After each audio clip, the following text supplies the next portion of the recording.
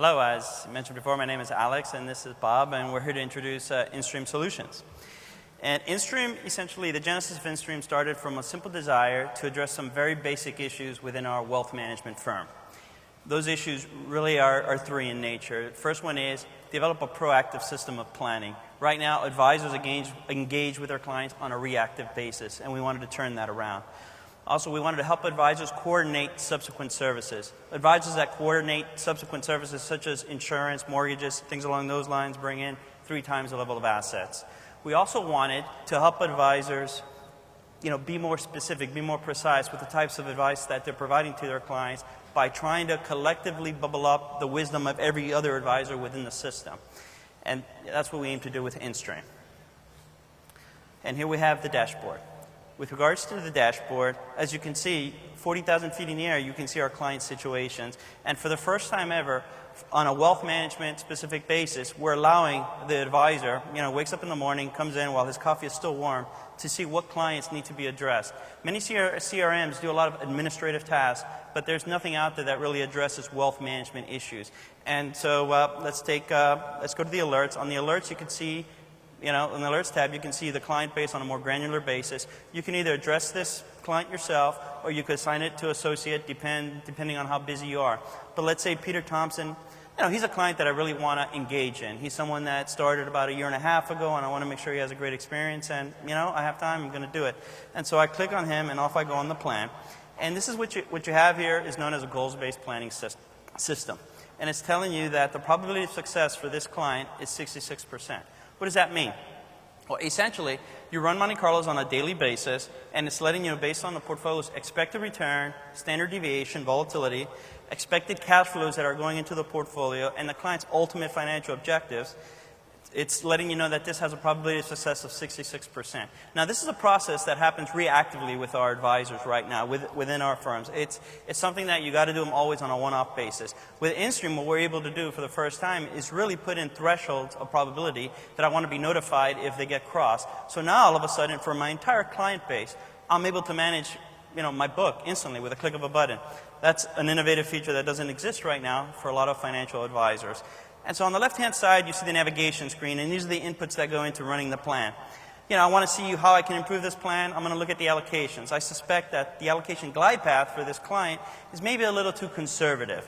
And so, I want to sort of get some reference items. I click on the trend section, and I can see all of the advisors that are using InStream with regards to retirement income planning. What's the normal allocation relative to this client's age range? I notice here that it's about a 60-40 allocation. I go back to my client and I want to see, am I in fact too conservative? And I am. I had a 20% equity, 80% fixed income allocation. So I rerun the probability, get it back up to a level that I feel comfortable with.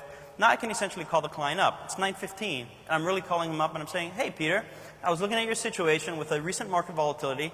I wanted to make sure that you're at a level you're at a level that I feel comfortable with and that you feel comfortable with. I think if we make the following changes, we can do so. Again, this is something that doesn't exist. The client is going to react, wow, you're calling me and I don't even have to come in for a meeting. And so that's one piece of the proactive nature that we've done. The other piece is the value proposition for an advisor is not, explaining the differences between, recommending Zynga or Facebook or anything like that, or deciding which 2 ETFs within a model portfolio fit the best.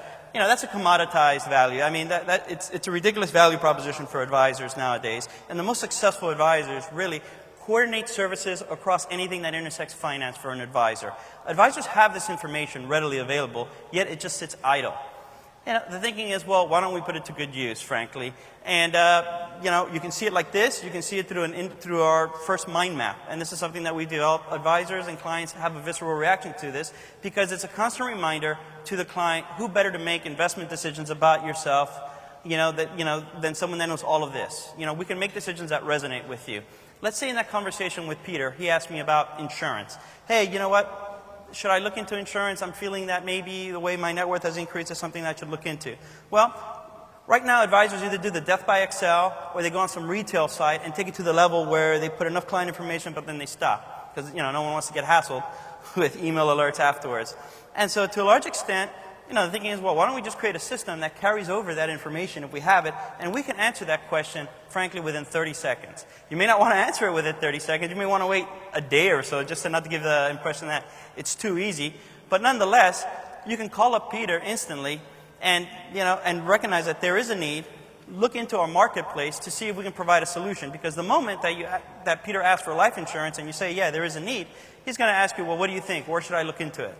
And again, advisors that coordinate the services do significantly better than advisors that don't. We push it over to a marketplace solution, ask for quotes, and now for the first time, an advisor can provide to a client, hey, these are solution sets that are available, A, B, or C. A makes the most sense. You want to follow through on that. The client is going to essentially say, of course, let's do that. Now, let's say there wasn't an immediate need. I put it on a tracking paradigm, and 16 months later, the slings and arrows of the client's life, goes on, but all of a sudden I get an alert that there's a need. So now imagine the conversation with Peter. Hey, Peter, how's it going? Remember that life insurance analysis that we did 16 months ago?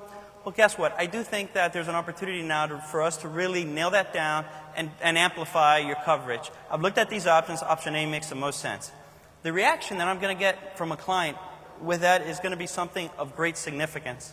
That it just doesn't happen right now. And this is the way that an advisor can provide value and show them on a daily basis that they're providing value. An advisor struggles every day to show client value. With InStream, you can now manage a client lifecycle of decisions on a daily basis.